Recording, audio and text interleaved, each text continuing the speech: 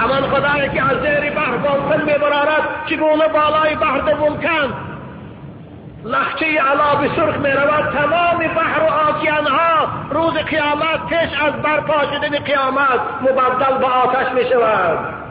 و اذا البحار سجرت و یاد هنگامی را که این آبها و بحرها و آکیانها آتش داده میشود بتوانند بریزند. نه کلا لا وزر الى ربک یومئذ المستقر. آن روز دیگر جای گریز نیست. يقول الانسان اين المفر كلا لا وزر. نه جای گریز نیست.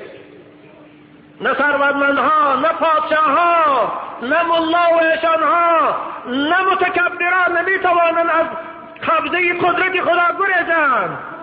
نمیتوانند. لا وزر. يقول الانسان اين المفر. يقول الانسان الكافر. انسان کافر آن روز دهشت میگفت جای گریز کجاست؟ در کجا پنهان شویم؟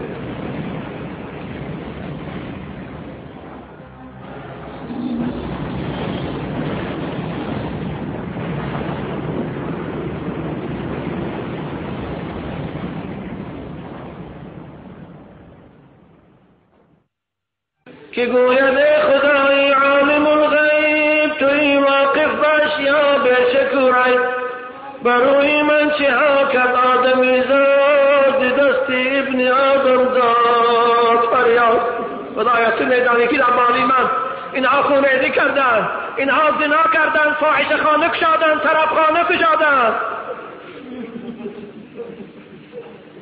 فساد و فتنه و فسق و عصیان، فساد و فتنه و فسق و عصیان گناه کردن تا دادنی جان. گران بارم من از عصیان ایشان. خدایا دیگر من باری وزنین اینها رو برداشت نمیتونم. آن روز ببین عزیزان من از باری جسد ما وزنینی میکند.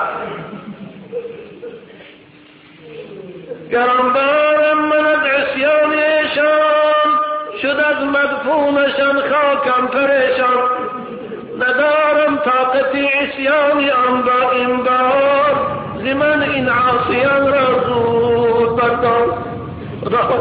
من طاقت این باری وزبینی این گناهگارا را برداشتن ندارم. اکنون زودتر اینها را از درون من بیرون کن.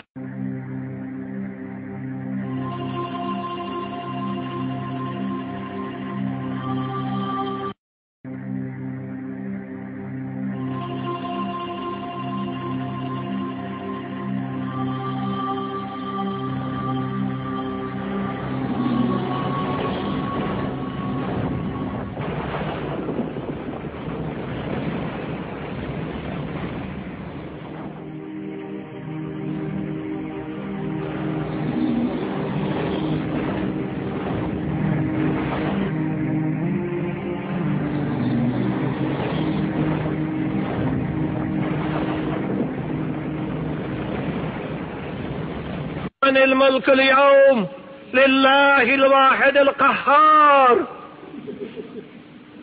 امروز پادشاهی حقیقی کیست؟ امروز فرمان روا کیست؟ امروز حکومت در دست کیست؟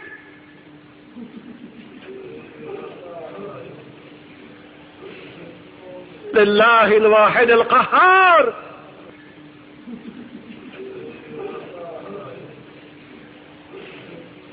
لله الواحد القهار.